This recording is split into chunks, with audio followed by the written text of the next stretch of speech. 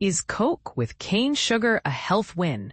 Debunking the MAHA movement's claim. Imagine a world where the food we eat is actually good for us. But the harsh reality is that the current state of the U.S. food supply is a far cry from that ideal. The recent announcement that Coca-Cola will offer a cane sugar version of its signature beverage, rather than one sweetened with corn syrup, has been touted as a major victory for the Make America Healthy Again MAHA movement. But here's where it gets controversial. Many nutrition and food policy experts argue that this move, along with other similar initiatives, is merely a symbolic gesture that does little to address the underlying issues with the food system. The MAHA movement, led by Health and Human Services Secretary Robert F. Kennedy Jr., has been praised for drawing attention to the problems with the food system. But critics say that the victories claimed so far are largely superficial and rely on the goodwill of an industry that is eager to avoid strict government regulation. For instance, the decision by Steak and Shake to make French fries in beef tallow rather than vegetable oil, or the pledge by General Mills and Heinz to remove certain colored dyes from their products, may seem like positive steps, but they do not tackle the root causes of the health issues plaguing America. As Priya Fielding Singh, Director of Policy and Programs at the George Washington University Global Food Institute, pointed out, replacing high-fructose corn syrup with cane sugar is really not where the administration should be channeling their efforts and leveraging the power that they do have. Instead, experts argue that the focus should be on initiatives that address the excess sugar, salt, and fat in the food system. The use of natural colors instead of synthetic dyes is another example of a symbolic gesture that does not necessarily make the products healthier. As Gerald Mand, a former senior official at the FDA, noted, simply switching from synthetic to natural colors will not make these products less likely to cause obesity. Barry Popkin, a nutrition professor at the University of North Carolina, suggested that banning all colors and dyes could be a more effective way to make ultra-processed food less appealing. But this would require a more significant regulatory effort. The controversy surrounding the MAHA movement's approach to improving public health is further highlighted by the fact that many of the initiatives touted as victories are voluntary and lack any real enforcement mechanism. As Aviva Musicus, science director of the nonprofit Center for Science in the Public Interest, said, "It's striking that we haven't seen the administration use policy to improve the food system. It's solely relying on voluntary industry commitments that we've seen repeatedly fail in the past." The coming months will be crucial in determining the direction of the MAHA movement, with new dietary guidelines and a second report focused on policy recommendations expected to be released. As Popkin noted, we have to be considering that there could be real potential down the road, but there's been nothing yet. That document will tell us if there ever will be. So, what do you think? Can the MAHA movement really make a difference in improving public health? Or are the current initiatives just a drop in the bucket? Should the focus be on regulating the food industry or on promoting voluntary changes? Share your thoughts and let's start a conversation. Coca-Cola switches to U.S. cane sugar. Trump's influence, what it means for you. Imagine a world where your favorite soda could taste a little sweeter, a little more nostalgic, perhaps reminding you of a simpler time.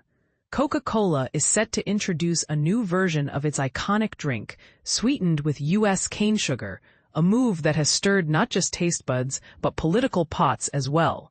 But here's where it gets controversial.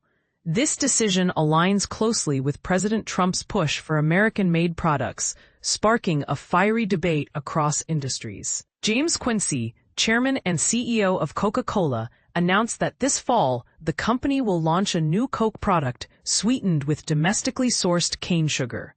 This initiative, according to Quincey, is not just about expanding the beverage giant's portfolio, but also about offering a nostalgic twist reminiscent of Mexican Coke, which is already popular for its use of real sugar instead of corn syrup. During a recent earnings call, Quincey expressed excitement about giving U.S. consumers a taste that many prefer when they reach for a Mexican Coke.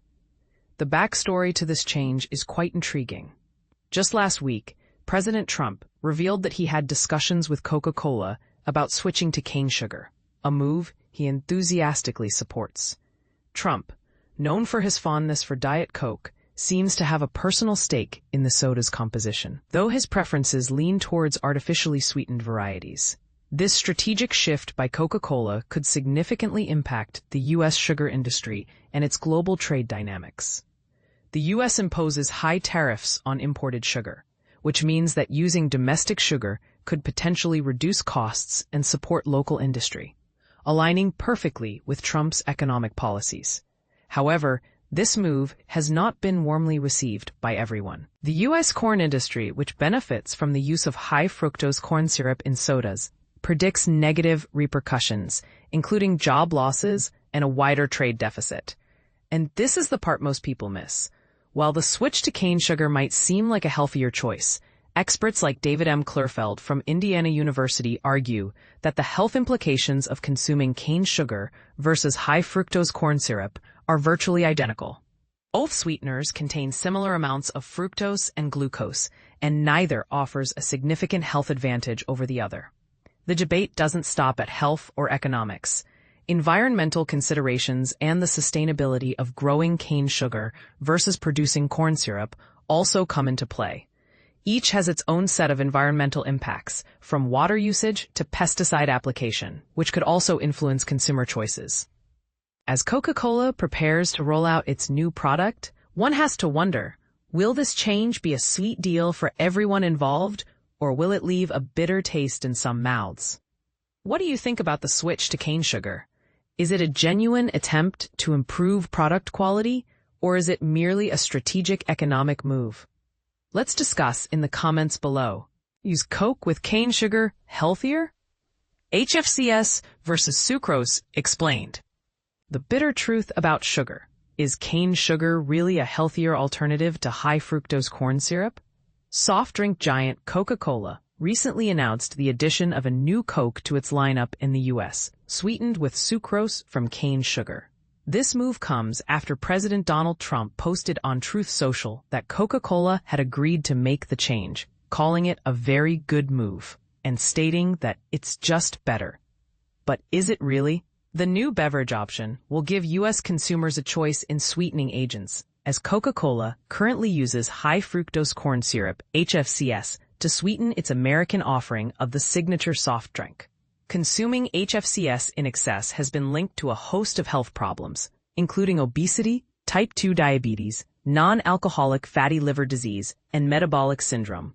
Many people consider HFCS to be more detrimental to health than regular sugar. And some experts have expressed concerns about the sweetener. Like, are soft drinks made with cane sugar a healthier choice? Let's dive into the details. What is high-fructose corn syrup? HFCS is a liquid sweetener made by breaking down cornstarch into corn syrup, which is nearly 100% glucose, a simple sugar.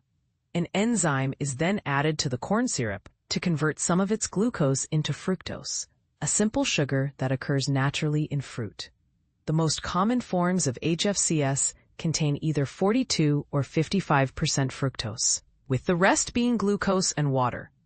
HFCS has been widely used in the food industry since the 1970s to sweeten a variety of processed foods, including beverages, baked goods, breakfast cereals, candies, flavored yogurt, and condiments like jam, ketchup, and barbecue sauce. In Canada, HFCS appears as sugar glucose fructose on soft drink ingredient lists and as glucose fructose in foods. How does sucrose differ from HFCS? Sucrose, which is extracted from sugar cane or sugar beets and then refined, is chemically similar to HFCS. It's also made up of glucose and fructose, in similar proportions to HFCS. Sucrose is 50% glucose and 50% fructose. The simple sugars in sucrose and HFCS are metabolized the same way. Glucose in the bloodstream gets into cells with the help of insulin, while fructose doesn't require insulin and is primarily metabolized in the liver. Nutritionally speaking, there's no difference between sucrose and HFCS. Both supply 4 calories per gram or 16 calories per teaspoon, which are empty calories since both lack significant amounts of vitamins and minerals. The science on the health harms of HFCS and sucrose.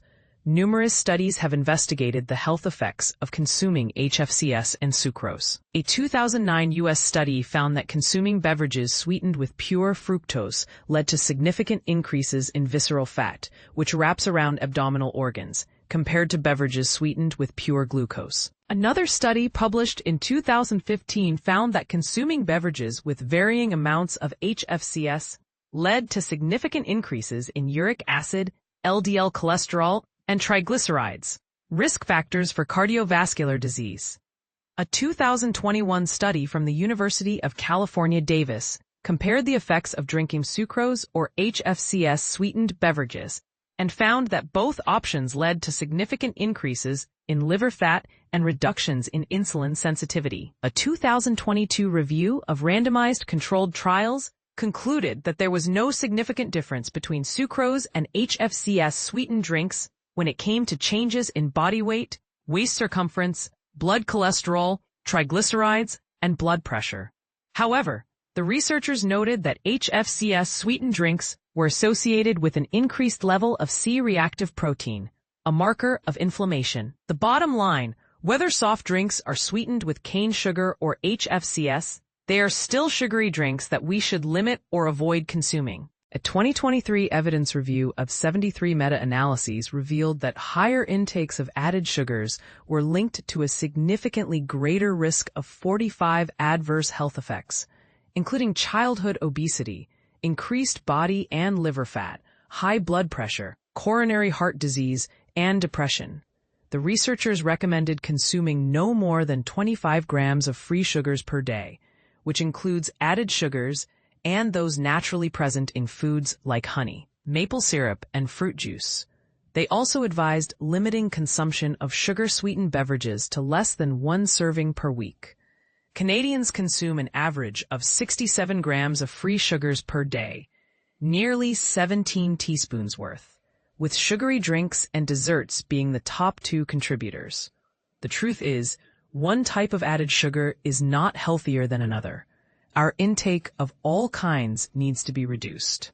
So, is Coke made with cane sugar really a healthier alternative to HFCS? The answer is no. While some may argue that cane sugar is a more natural option, the science says that both sucrose and HFCS have similar effects on our bodies. The real issue is our excessive consumption of added sugars, regardless of the source. What do you think? Do you believe that cane sugar is a healthier alternative to HFCS? Share your thoughts in the comments below.